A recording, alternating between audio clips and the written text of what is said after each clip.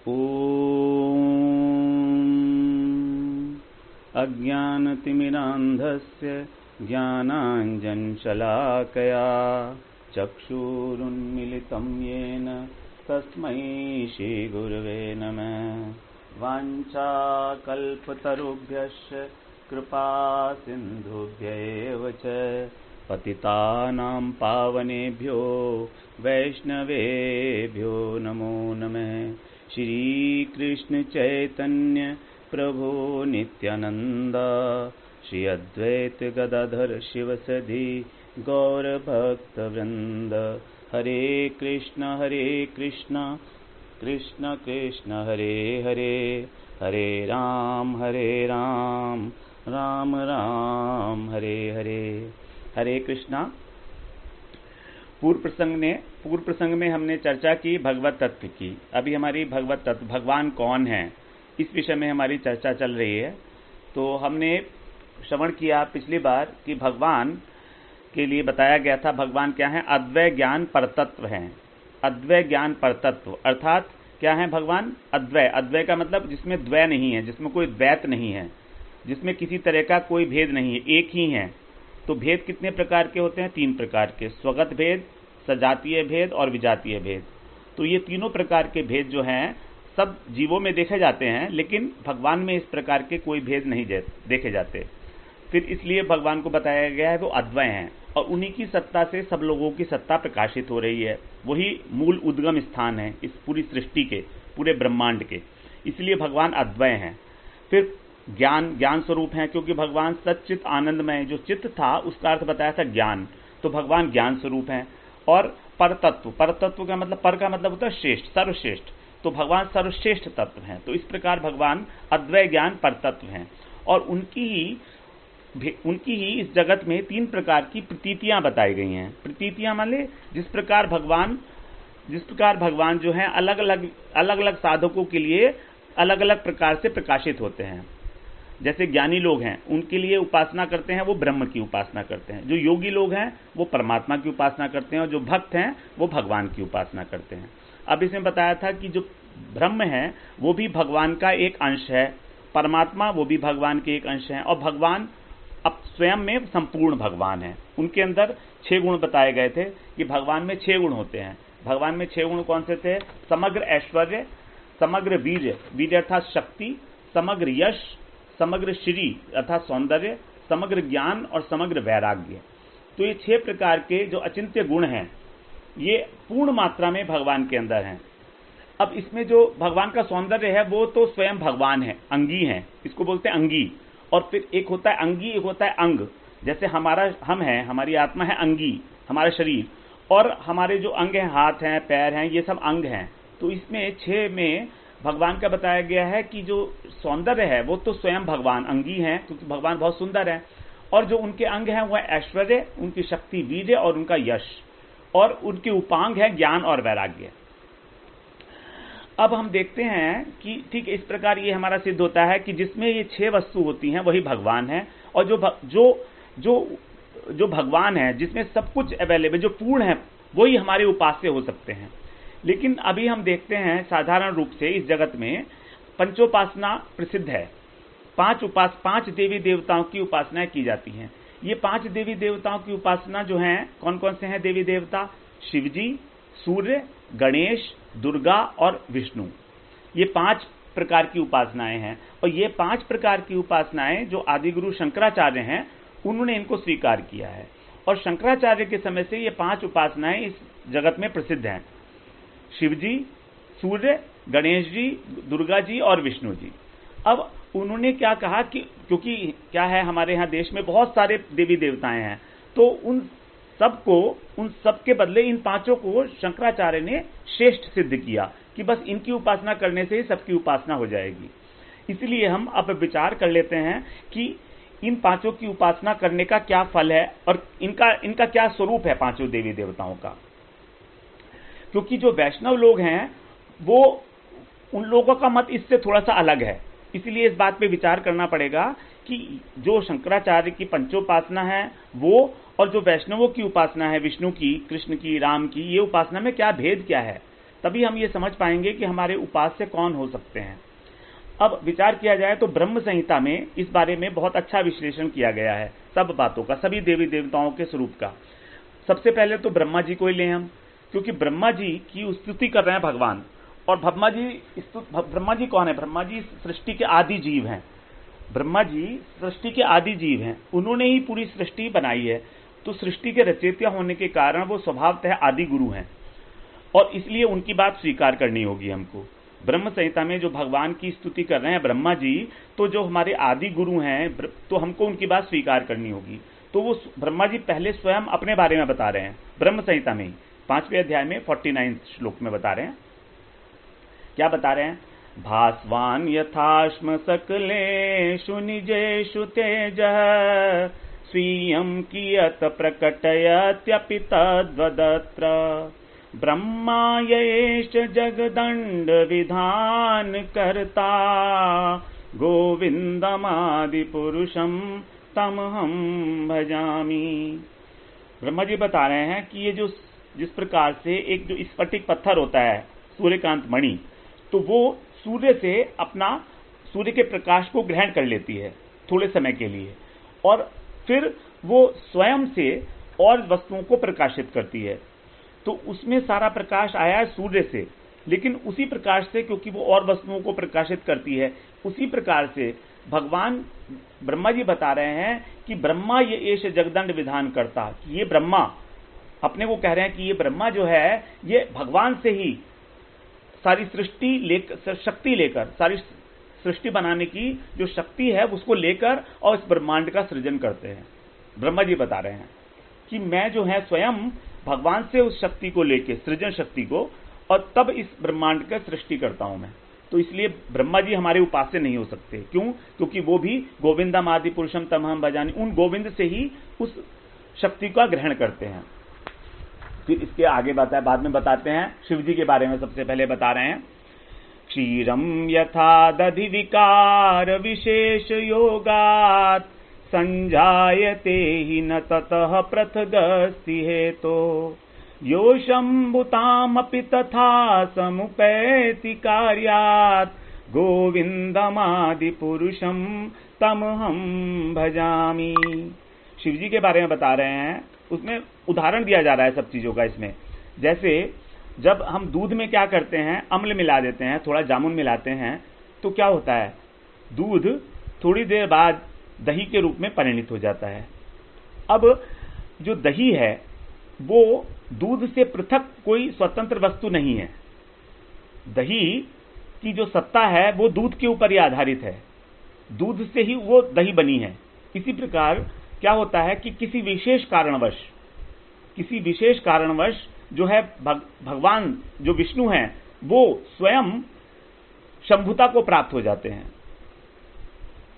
विष्णु भगवान स्वयं शंभुता को प्राप्त हो जाते हैं। और कैसे होते हैं? वो तमोगुण का आश्रय लेकर। क्योंकि उनका उसका कारण क्या है? उस विशेष कारण है उनका कि संहार करना। इस पृथ्वी को सृष्टि करने का काम ब्रह्मा जी करते हैं, इस सृष्टि का संहार करने का काम शंभु शिव जी करते हैं।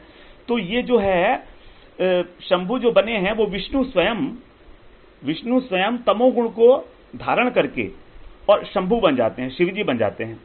अब इसमें एक बात हम देख रहे हैं कि दही यद्यपि दूध से पृथक नहीं है, लेकिन दही को दोबारा से दूध में कन्वर्ट नहीं किया जा सकता, क्योंकि उसने तमोगुण का आश्रय ले लिया है।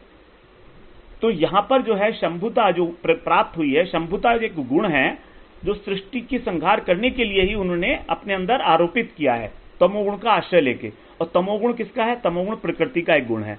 तो भगवान स्वयं जो गुणों से अतीत हैं, उन्होंने इस सृष्टि का संहार करने के लिए ही शंभुता को प्राप्त किया तमोगुण का आश्रय लेकर। और वो शंभु दोबारा से विष्णु नहीं बन सकते अब, तो उनका अलग अस्तित्व हो जाते हैं। इस प्रकार जब और शिव जी कौन है? शिव जी को बताया गया है सदाशिव के ही अंश हैं, सदाशिव के प्रकाश हैं। ये सदाशिव जो है वो विष्णु की ही एक प्रकाश है। सदाशिव विष्णु के प्रकाश हैं और सदाशिव के अंश हैं जो है शिव जी। तो वही जब तमोगुण से आवृत हो जाते हैं तो इस प्रकार जब तमोगुण से आवृत हो जाते हैं तो वो भी इस प्रकार हमारे उपास्य नहीं हो सकते। और इसके अतिरिक्त भी हम लोगों ने श्रवण किया हुआ है कि शिव जी स्वयं भगवान की लीलाओं में मोहित हो जाते हैं, भगवान की लीलाओं में मोहित हो जाते हैं, क्योंकि भगवान की लीला ऐसी है। भगवान से जब उन्होंने मोहिनी रूप धारण करने के लिए प्रार्थना की थी तो भगवान ने मना किया था कि आप नहीं देखोगे, लेकिन जब शिवजी ने कहा तो वो मोहिनी रूप के ऊपर भगवान के आकृष्ट हो गए थे शिवजी। इस प्रकार से भगवान शिवजी जो है अपने भक्तों को भी वरदान देके अपनी शरण में ले लेते हैं। जैसे बाणासुर है, भस्मासुर है, इन लोगों को जो है शिवजी ने वरदान दिया। और भस्मासुर फिर शिवजी को ही भस्म करने के लिए उनके पीछे दौड़ने लगा, पार्वती जी की ओर आकृष्ट होकर। तो इस प्रकार, और फिर शिवजी ने किसकी शरण ली? शिवजी ने स्वयं जाकर भगवान की शरण ली, तब भगवान ने उनको उससे बचाया, भस्मासुर से बचाया अपनी युक्ति पूर्वक। इसी प्रकार बाणासुर भी जो है उसकी भी, बाणासुर को भी भगवान शिवजी ने वरदान दिया था। तो ये सब असुर लोग थे। और शिवजी जो है क्या करते हैं, गंगा जी को अपने मस्तक पर धारण करते हैं। और गंगा जी क्या है? गंगा जी विष्णु का चरणों का जल है, चरणामृत है, भगवान का चरणामृत। तो जब शिव जी विष्णु के चरणामृत को अपने सर पर धारण कर रहे हैं तो वो क्या हो गए? वो भगवान नहीं हो सकते। रामचरितमानस में जो शिव जी की वंदना की है तुलसीदास जी ने, रामचरितमानस में तो तुलसीदास जी ने रामचरितमानस में कहा है कि हम शिव और पार्वती को गुरु के रूप में स्वीकार कर रहे हैं।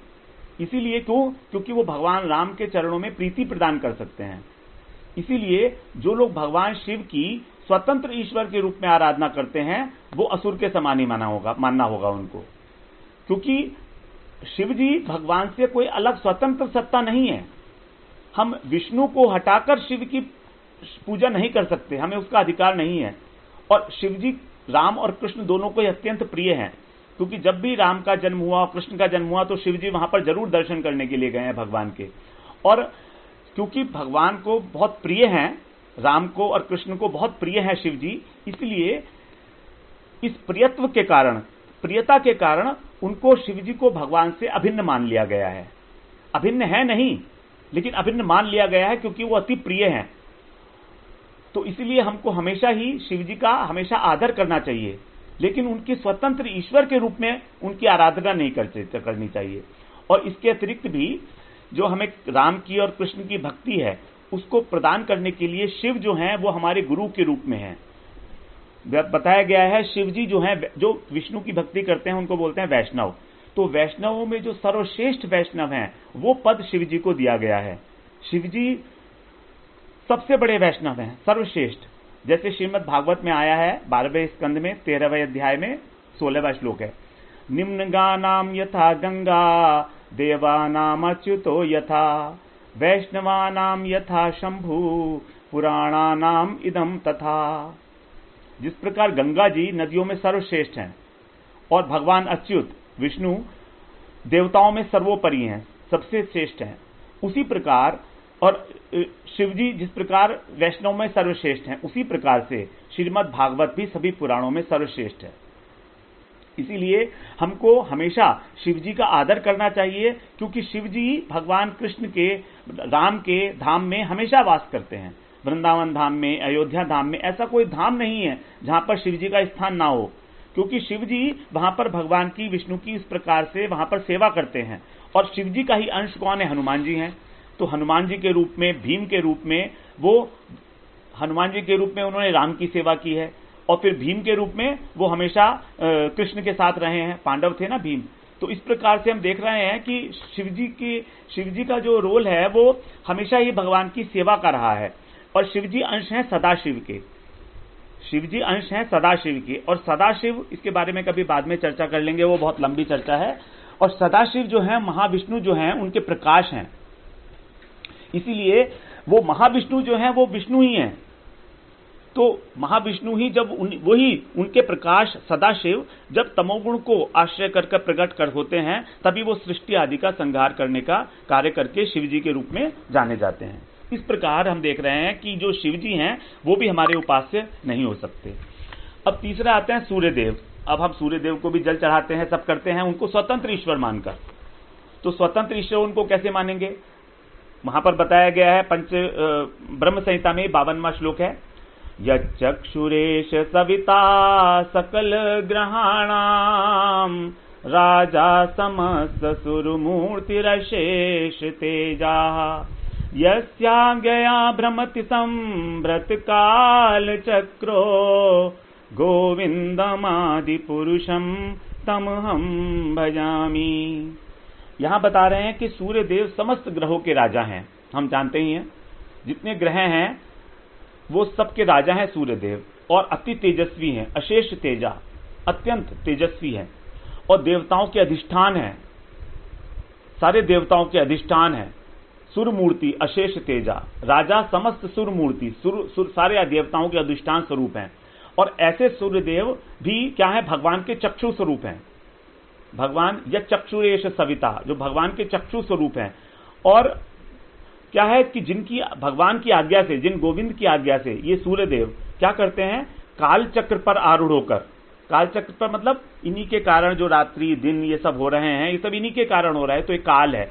तो काल चक्र पर आरूढ़ होकर नियमित रूप से, नियम पूर्वक जो है परिभ्रमण करते रहते हैं इस पूरी सृष्टि का, ब्रह्मांड का।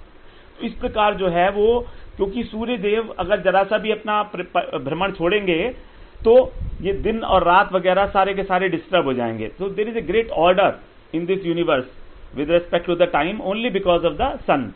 तो ये जो सन, जो सूर्य देव हैं, ये भगवान की आज्ञा से ही भ्रमण करते हैं सारा, और भगवान की एक चक्षु माने गए हैं। भगवान के सूर्य और चंद्रमा दोनों ही भगवान के चक्षु स्वरूप माने गए हैं। गीता में भगवान ने आगे बताया है कि किस प्रकार से सूर्य का क्या रोल है, तो वो आगे देखेंगे। इस प्रकार जो है भगवान की श्रेष्ठता सूर्य से भी यहां पर सिद्ध हो जाती है। अब आते हैं हम गणेश जी के ऊपर। तो गणेश जी के लिए क्या है, गणेश जी की स्वतंत्र पूजा होती है, उनको ही मानते हैं हम लोग। लेकिन क्या करते हैं, इसमें ब्रह्म संहिता में 50वें श्लोक में बता रहे हैं, यत पाद पल्लव युगम विनिधाय कुंभ वंदे प्रणाम समय स गणाधिराज विघ्नान विहंतु मलमस्य जगत्त्रयस्य गोविंदमादि पुरुषम तमहम भजामि।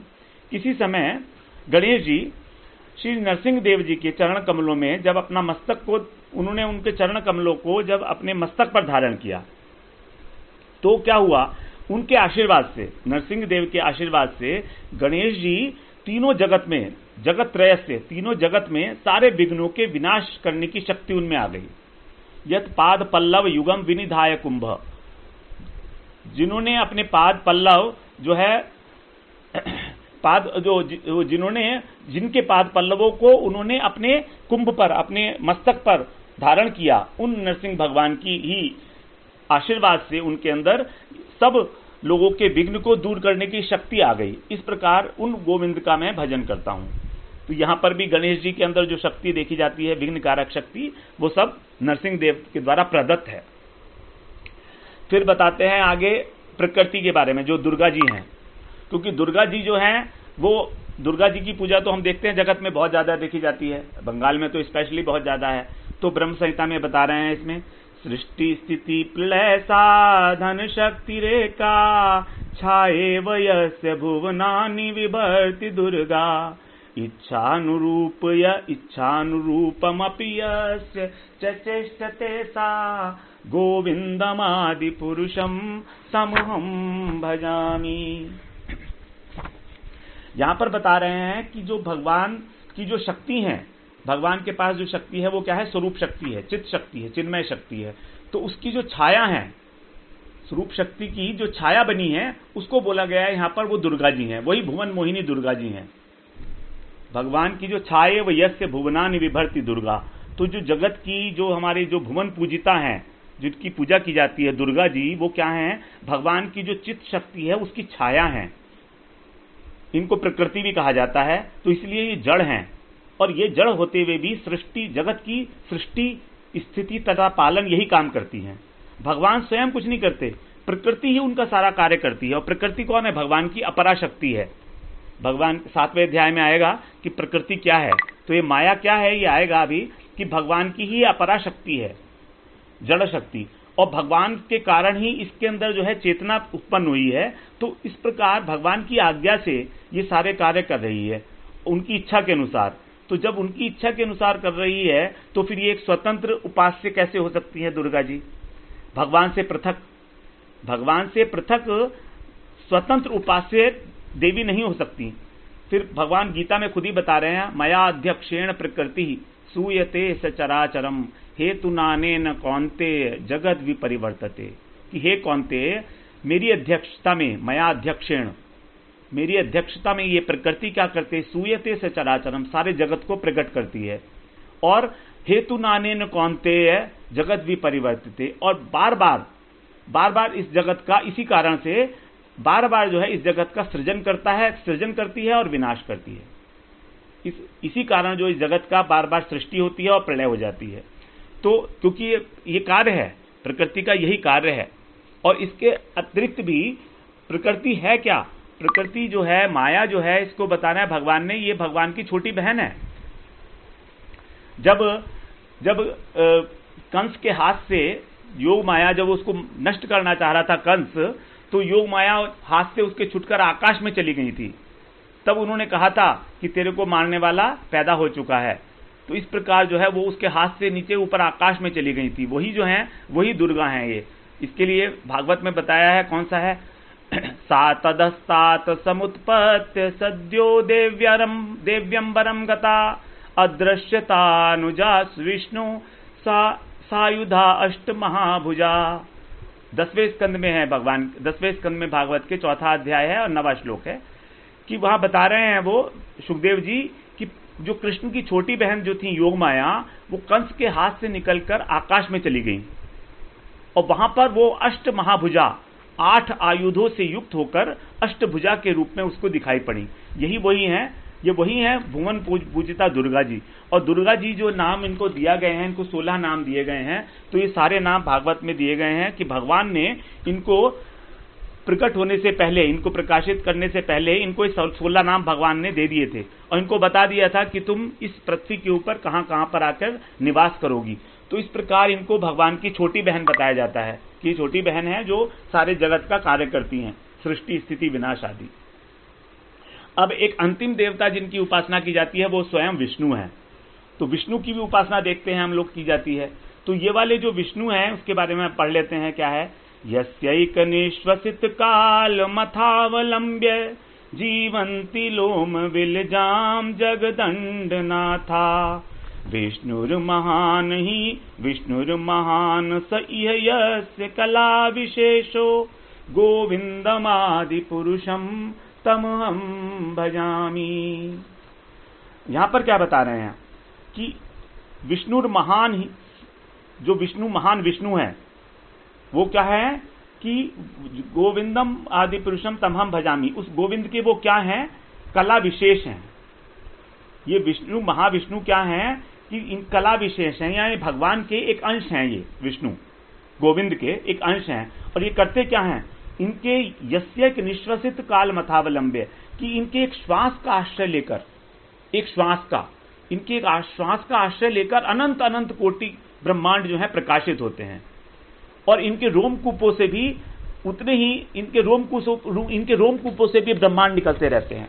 तो जितने समय तक इनका जो निश्वास है वो बाहर रहता है, उतने समय तक वो ब्रह्मांड बाहर रहते हैं। और जब ये अपने श्वास को अंदर खींचते हैं तो वो सारे के सारे ब्रह्मांड इनके अंदर चले जाते हैं। ये इतने महान बताए गए हैं कि कारणोदक शाही विष्णु बोलते हैं, इनको महाविष्णु बोलते हैं। तो ये विष्णु जो है, ये जिनके कला हैं, जिनके अंश हैं, जिनके अंश के अंश हैं, अंश नहीं है, जिनके अंश के अंश हैं, उन गोविंद का मैं भजन करता हूं। तो यहां पर विष्णु का महान ऐश्वर्य दिखाया गया है, क्योंकि ये पालन करता विष्णु हैं और संहार करता शिव और ब्रह्मा जी, ये सब अपने अपने अधिकार में अवस्थित रहते हैं। और जब सृष्टि का कार्य पूरा हो जाता है तो फिर ये उन्हीं के अंदर कारणोदक शाही विष्णु में प्रवेश कर जाते हैं। तो ये जो महाविष्णु हैं ये कहाँ रहते हैं? ये कारणोदक शाही समुद्र में शयन करते हैं। एक कारण जल है। जब हम सृष्टि तत्व की व्याख्या करेंगे तब इस बात को समझने में आएगा कि एक इनकी प्लेसमेंट कहाँ पर है ना, कि एक सृष्टि है, ये हमारी ब्रह्मांड, सारे अनंत कोटि ब्रह्मांड, ये सब इसके बाहर एक बोलते हैं कारण समुद्र है, जिसको हम बोलते हैं विरजा नदी। और उस विरजा नदी के उस पार जो है वो वैकुंठ लोक शुरू हो जाता है, जो चिन्मय है। और ये वाला जो लोक है ये जड़ लोक है। तो अभी हम लोग सब जड़ लोक में ही हैं। तो ये महाविष्णु जो बीच बीच में जो कारण समुद्र है वहां पर ये शयन करते हैं। और जब पूरा ब्रह्मांड ये प्रलय को प्राप्त होते हैं तो सारे के सारे ब्रह्मांड के जितने जीव हैं वो सब के सब सूक्ष्म रूप में इन कारणोदकशाही विष्णु में प्रवेश करके इनके अंदर ही रहते हैं। और जब दोबारा से सृष्टि होती है तो वहीं से उनको दोबारा से वो निक्षेप करके और दोबारा से ब्रह्मांड की रचना करते हैं, ब्रह्मा जी आदि। तो इस प्रकार ये सृष्टि का विस्तार है। ये हम तभी समझ पाएंगे जब हम पूरा डिटेल समझेंगे कि भगवान के कितने अवतार होते हैं, सृष्टि की कैसे उत्पत्ति होती है। तो अभी हम सिर्फ इतना ही समझ लें कि ब्रह्मा जी अनंत जीवों की सृष्टि करते हैं और इन सभी अनंत जीवों के हृदय में जो विष्णु रहते हैं, जो अंतर्यामी परमात्मा रहते हैं, तो यही है विष्णु, यही है वो विष्णु। तो ये विष्णु भी जो हैं उनके अंश हैं, गोविंद के अंश हैं। तो इसलिए अब क्योंकि ये अंश के भी अंश हैं, इसलिए ये भी हमारे उपास्य नहीं हो सकते। अभी इसको इतना ही समझ लें हम लोग। इसके आगे हम लोग आगे इसकी अगर आवश्यकता होगी, कभी प्रसंग होगा तो इसकी विशद व्याख्या करेंगे बाद में। तो ये जो विष्णु है इनकी उपासना भी पूर्ण उपासना नहीं मानी जाएगी, क्योंकि ये वही विष्णु है जिनको पंचोपासना में स्थान दिया गया है। वहां पर पंचोपासना में स्थान देने का मतलब यह है कि उनका स्वरूप किसी का भी नित्य नहीं माना गया है। क्योंकि जैसे हम देखते हैं कि गणेश जी की जो विग्रह बनाया जाता है और उसको विसर्जन कर दिया जाता है, दुर्गा जी का विग्रह बनाते हैं उसको विसर्जन कर देते हैं, लेकिन भगवान का कभी भी विसर्जन नहीं होता है। भगवान हमेशा हैं, हमेशा रहेंगे, हम उनका विसर्जन नहीं कर सकते हैं। इसलिए जब यहाँ पर जो विष्णु हैं इनको सिर्फ एक अनित्य वस्तु मान के उनकी पूजा की जाती है, सिर्फ मन की एकाग्रता के लिए उनका ध्यान किया जाता है। इस प्रकार से ये जो पंचोपासना इस जगत में प्रसिद्ध है, ये कोई भी हमारा विष्णु तत्व जिसकी हम बात कर रहे हैं भगवान नहीं हो सकते, हमारे उपास्य नहीं हो सकते। फिर हमारे उपास्य कौन है? अब हमारे उपास्य कौन है तो उसके अंदर फिर भगवान के बहुत सारे अवतार आते हैं, जैसे राम अवतार है भगवान का, नरसिंह अवतार है, वामन अवतार है। तो क्या वो हमारे उपास्य हो सकते हैं?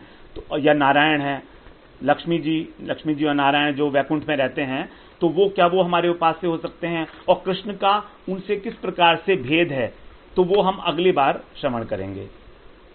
वांछा कल्पतरुभ्यश्च कृपा सिंधुभ्यैव च पतितानां पावनेभ्यो वैष्णवेभ्यो नमो नमः।